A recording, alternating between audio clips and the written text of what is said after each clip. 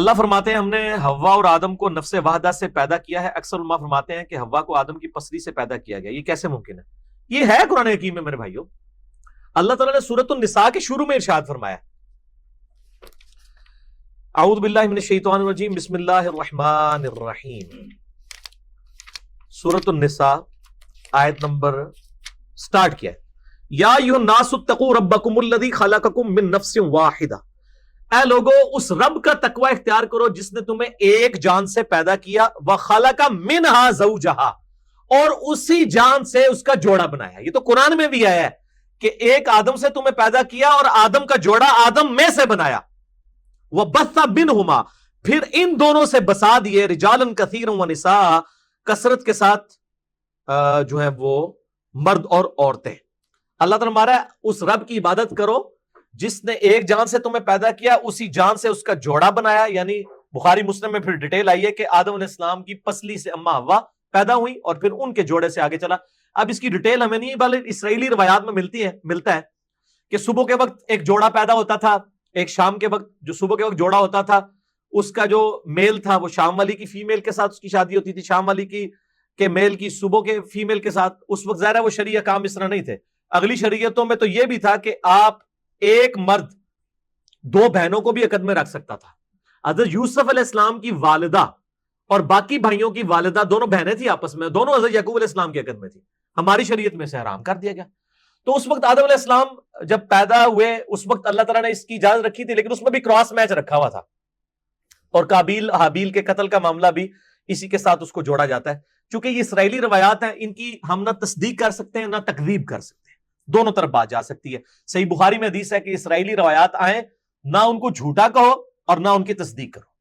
البتہ جو روایات کتابوں سننے سے ٹکرا جائیں گی ان کی تو ہم تکذیب کریں گے، ڈنکے کی چوٹ پہ کریں گے. وہ تو قرآن میں واضح اسی لیے چیزیں آئی ہیں تاکہ بتایا جائے کہ بھائی یار یہ معاملہ نہیں ہے. جیسا کہ یوسف علیہ السلام کا جو واقعہ اگر آپ تورات میں پڑھ کے دیکھیں اس میں بڑی بےہودہ چیزیں ہیں، اور جب قرآن میں وہ واقعہ ہے تو اللہ تعالیٰ نے ان چیزوں کو کنڈیم کر کے یوسف علیہ السلام کا ایک بہترین کریکٹر پیش کیا. اس کی بنیاد پہ یوسف علیہ السلام پہ جو جھوٹ باندھے گئے ہیں تحریف شدہ تورات کے اندر، علماء نے ظاہر تعریف کی ہے، ہم ان کو کنڈیم کریں گے. لیکن جہاں پہ ہمارے پاس کوئی نالج نہیں ہے تو ہم نہیں کریں گے. اس کمپیرزن کو اگر کسی نے پڑھنا ہے نا تو مولانا مودودی رحمہ اللہ کی تفہیم القرآن پڑھیں، انہوں نے کمال کر دیا ہے. سورہ یوسف کی تفسیر میں انہوں نے تورات کا سورہ یوسف کا بیان جو ہے حضرت یوسف علیہ السلام کی بایوگرافی اور قرآن کو کمپیئر کیا ہے.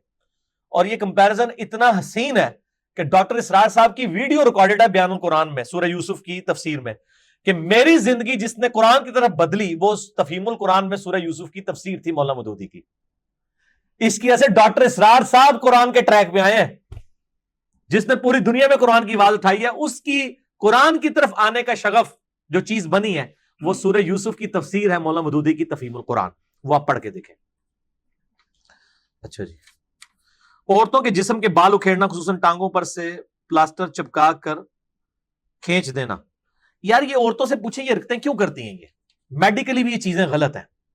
باقی یہ جو پبلک میں مشہور ہے نا کہ عورتیں غیر ضروری بال جو ہیں وہ صرف ان کو مونڈ نہیں سکتی ریزر کے ذریعے، غلط ہے. مسئلہ نمبر میرا 32 ریکارڈڈ موجود ہے کہ جو آپ نے غیر ضروری بال مرد و عورت کے وہ جو ہے ہیئر ریموونگ کریم سے بھی ریموو کر سکتے ہیں، اکھیڑ بھی سکتے ہیں، موڈ بھی سکتے ہیں، یہ ساری اجازت. باقی جو اس کے علاوہ کے بال ہیں ان کے اوپر کوئی حرمت نہیں آئی ہے کہ وہ بال اکھیڑنا کوئی گناہ ہے، لیکن ضرورت نہیں ہے. یہ انہوں نے خام خواہ اپنے لیے مصیبت ڈالی ہوئی ہوتی ہے اور پھر میڈیکلی کئی ایشوز ان کے سامنے آتے ہیں، اس لیے ان چیزوں کو منع ہی کرنا چاہیے. علی بھائی میرا سوال یہ ہے کہ اگر امام کہہ دے کہ آپ میرے پیچھے نماز نہ پڑھیں تو کیا کرنا چاہیے؟ تو آپ میرے بھائی یہ کریں کہ آپ وہاں پہ جتنی پبلک ہے ان کو بتائیں کہ یہ امام صاحب کہتے ہیں میرے پیچھے نماز نہ پڑھو اور میں پڑھنا چاہتا ہوں تو آپ میری مدد کریں، کیونکہ مسجد تو اللہ کی ہے. وہ جیسا کہ بخاری میں حدیث آتی ہے کہ نبی علیہ السلام نے فرمایا کہ اگر کسی کو کوئی پڑوسی تنگ کرے نا تو اپنے گھر کا سامان نکال کے باہر رکھ دے، جو بھی جلتا ہوا پوچھے اس کو کہ میں اپنے پڑوسی کی وجہ سے یہ مجھے تنگ کرتا ہے، تو پھر عوام خود ٹھیک کر لے گی. تو یہاں بھی ہوا، ہمارے وہ بھائی ہیں ان کو ایک عالم دین حنفی دیوبندی تھے، ان کا یار تسی ساڈی مسیتی کیوں نہیں چھڑ دیندے یار، تسی ساڈے پیچھے کیوں نماز پڑھ دے ہو، جاؤ فلانی مسجد جاؤ. تو انہوں نے بڑے ٹھنڈے دل سے بات سنی اور انہوں نے کہا کہ بھئی ہم اس لیے آپ کے پیچھے نماز پڑھتے ہیں کہ سنن الکبریٰ البیہقی میں صحیح سند کے ساتھ ہے کہ عبداللہ بن عمر کہتے ہیں کہ جب تک خوارج کی مسجدوں سے حی علی الصلاح حی علی الفلاح کی اذان کی آواز آئے گی اور ہمیں یہ سلام کریں گے، ہم ان کے سلام کا جواب بھی دیں گے، اذانوں کا جواب بھی دیں گے، ان کے پیچھے نمازیں بھی پڑھیں گے، اور جب یہ ہمیں کہیں گے کہ ہم اپنے مسلمان بھائیوں کو قتل کریں، پھر ہم ان کا ساتھ نہیں دیں گے۔ تو اگر خوارج کے ساتھ یہ اس نے سلوک ہو سکتا ہے تو ہم تو آپ کو خارجی بھی نہیں سمجھتے، اہل سنت کا ہی ایک آف شوٹ سمجھتے ہیں۔ تو جب تک آپ حی علی الصلاح حی علی الفلاح اپنی مسجدوں سے کہتے رہیں گے، ہم آپ کے پیچھے نمازیں پڑھتے رہیں گے، کیونکہ ہم نے عبداللہ بن عمر کے پیچھے چلنا ہے۔ وہ کہتے ہیں یار تو رکیڑی گان سمجھائیے، تو ہم ہر بات کا جواب دلیل کے ساتھ دیں گے کہ جو آپ کو کہتا ہے میرے پیچھے نماز نہ پڑھو، اس کو کوئی بھی عبداللہ بن عمر تو کہہ رہے ہیں کہ خوارج کے پیچھے بھی پڑھنی ہے، تو اس کا ایک ہی حل ہے کہ آپ اپنی مسجد سے اذان دینی چھوڑ دیں۔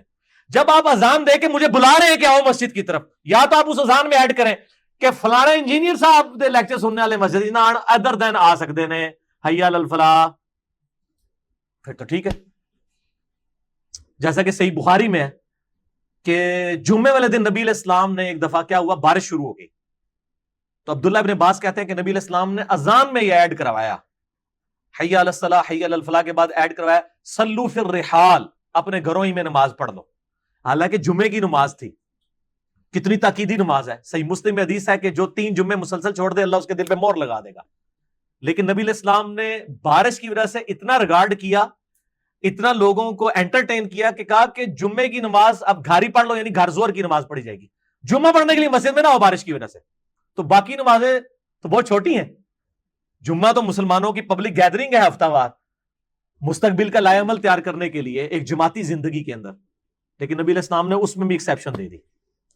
تو یہ اتنی تو سنت ہے، آپ اسی پہ ہی اجتہاد کرتے ہوئے نا قیاس کر لیں، چونکہ آپ میں قیاس بہت زیادہ ہے نا، کہ آپ اپنی اذان میں یہ ایڈ کر لیں کہ جی جو فلاں لوگ ہیں جو کتاب و سنت پہ چلنے والے ہیں اور جو بخاری اور مسلم میں لکھے ہوئے سنت کے طریقے کے مطابق نماز پڑھتے ہیں، وہ ہماری مسجد میں نہ آئیں، ہماری مسجد میں وہی لوگ آئیں جو ہمارے بزرگوں کے لکھے ہوئے طریقے کے مطابق نماز پڑھتے ہیں۔ تو بس پھر ٹھیک ہے، اگر آپ میں اتنی جرت ہے، جب آپ اتنی جرت کریں گے تو پھر انشاءاللہ ہم اس پہ غور و تفکر شروع کر دیں گے۔